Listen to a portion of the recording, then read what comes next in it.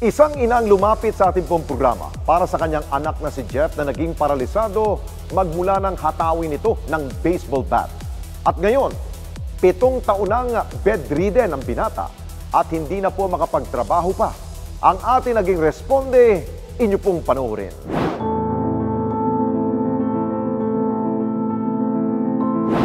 Nasirang kinabukasan. Ganito'y sinilarawan ni Marilyn ang nangyari sa kanyang anak na si Jeff. Dahil si Jeff, hinataw ng baseball bat sa kanyang ulo dahilan upang mabasag ang kanyang bungo at maging imbalido habang buhay. Nagpadala ng mensahe sa atin si Marilyn matapos niyang mapanood ang mga taong atin nang narespondihan at nagbabakasakali siya na makahingi rin ng responde para sa kanyang anak. Hindi naman siya nabigo dahil agad tayo nagtungo sa Bustos, Bulacan para hanapin na mag-inang target naming respondihan. Sa maliit na kwartong ito, namamalagi si Jeff kung saan silang mag-ina ay nakatira lamang sa bahay ng kanyang biyanan. Inilahad sa atin ni Marilyn ang nangyari sa kanyang anak. Si Jeff po talaga doon nakatira sa father ko dahil biyudo na po siya ang father ko. Dati po kasi pag uuwi siya doon, nagte-text po siya sa akin na, "Mama, dito ako matutulog kay Lolo." O kaya, "Mama, uuwi ako dyan. Kukuha ako ng ganito." Nagpapaload po siya galing sa trabaho dahil ang balak pala ay tatawagan kami. Tatawagan niya kami para malaman na nandun na siya. Nakatalikod siya. Bigla na lang po siyang hinampas sa ulo ng baseball bat. Tulog na po kami noon. Ginising po kami nung ito po yung bayo ko po. Sabi niya may tumatawag sa inyo na taga-community hospital.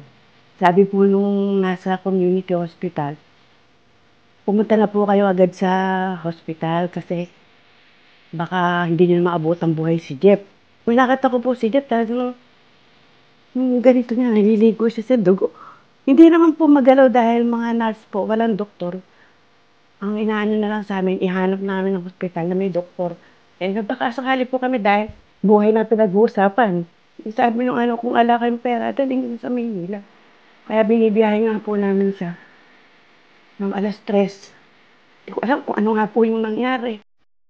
Agad ding umuwi si Marilyn matapos mapag-alaman na nahuli na ang taong nanakit sa kanyang anak. May pinsan po kasi akong second cousin na police. Nahuli ko patakas na, buti nahuli ko. Kung hindi hindi natin makikita. Siguro balak magtago. Hindi po siya pwedeng interview kasi lang pa sa drugs. Kaya paantay pa ako ng kinabukasan.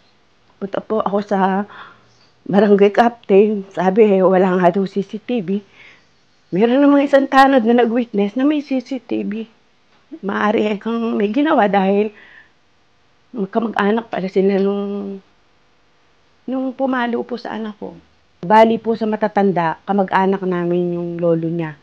Pero sa kanila na ni Jeff, malayo na kasi ilang henerasyon eh. Sabi ko, bakit mo naman pinalo yung anak ko?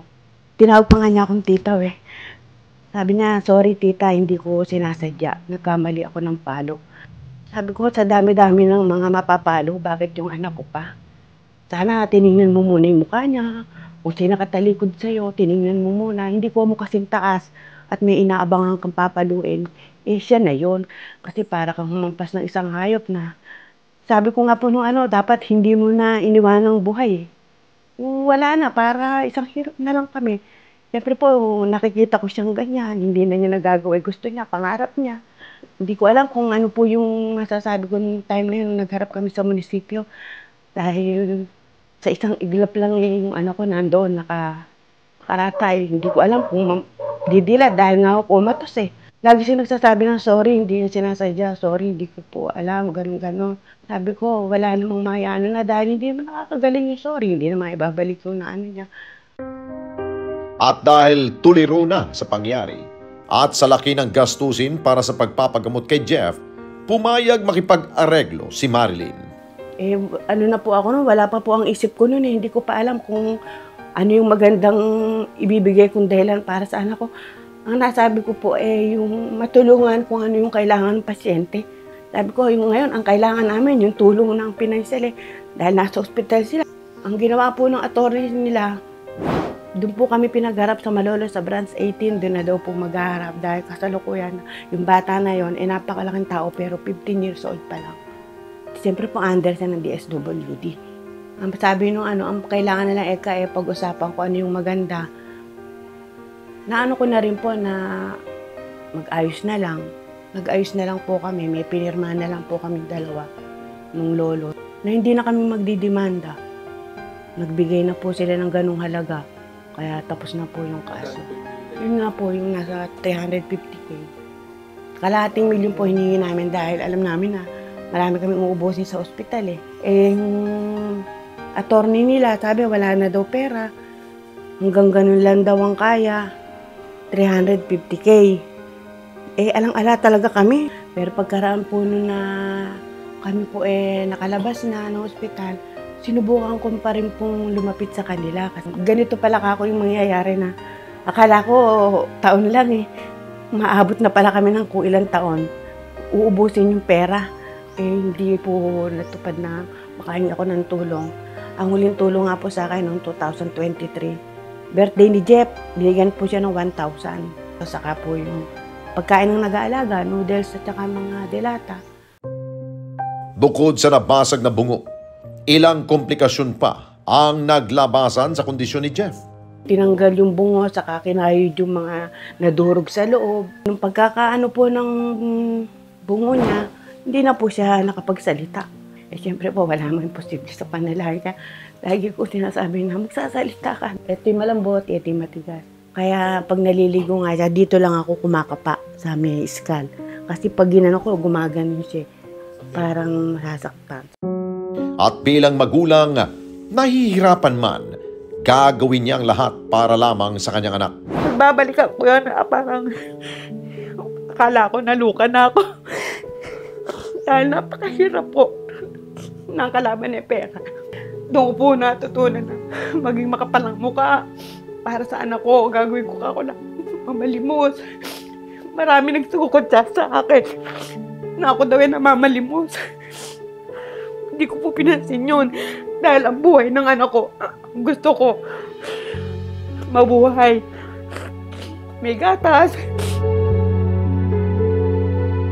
Yung mister ko po, mag-ano lang po siya ng mga sirang electric man, mga washing. Siyempre po, kung may magpagawa, ako lang po yung talagang rumarakit. Tapos po niya, yung may extra akong laba. Diyan lang kami malaking bahay dyan. Kasi sabi ko, bawal akong lumayo kay Jeff. Kada 4 na oras kasi yung niya. Alam ko naman pag uuwi muna ako, babalik ako doon. Magkano mo bang ginagastos mo para kay Jeff sa mga pangangailangan? Lahat-lahat na po. 3,000 po. Gatas, diaper, yung mga iba pa niyang kailangan ng underpants, baby wipes, vitamins. 3 days lang po yun. Ngunit sa kabila ng hirap na kanilang dinanas, may mga tao pa rin na handa silang respondihan sa kanilang mga pangailangan. Noong time na nasa ospital kami, bumubuos po yung mga tulong para makabili kami ng gatas niya, ng diaper, mga gamot niya. Pag po nakikita ako ni Jeff na nakaganon, gagano na yun, ibig na sabihin. Kung mag-ayala, gagano na yun.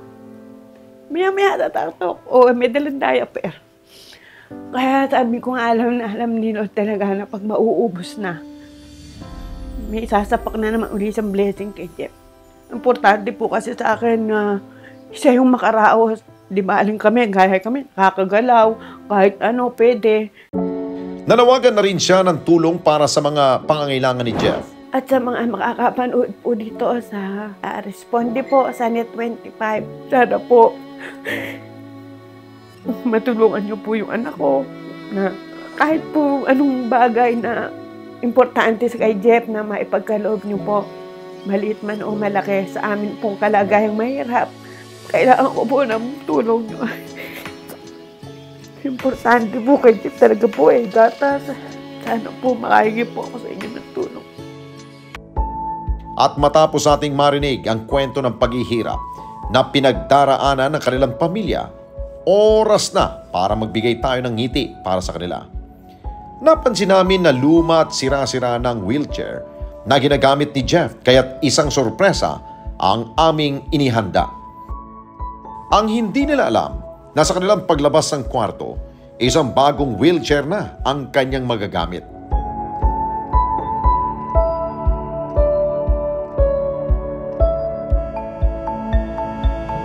Ngunit hindi pa rito natatapos ang ating sorpresa dahil kasama natin ang PWD Advocate at Certified E-Responder na si Gloria upang magpaabot din ng tulong.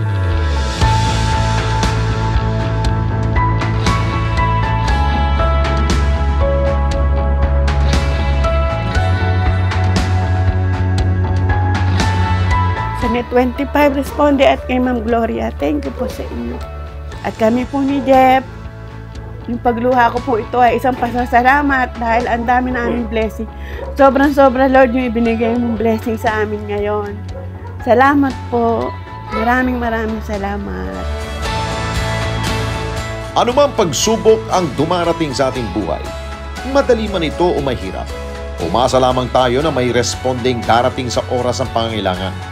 Ang kailangan lamang ay patuloy na maniwala na lahat ay malalampasan sa pagtutulungan ng bawat isa.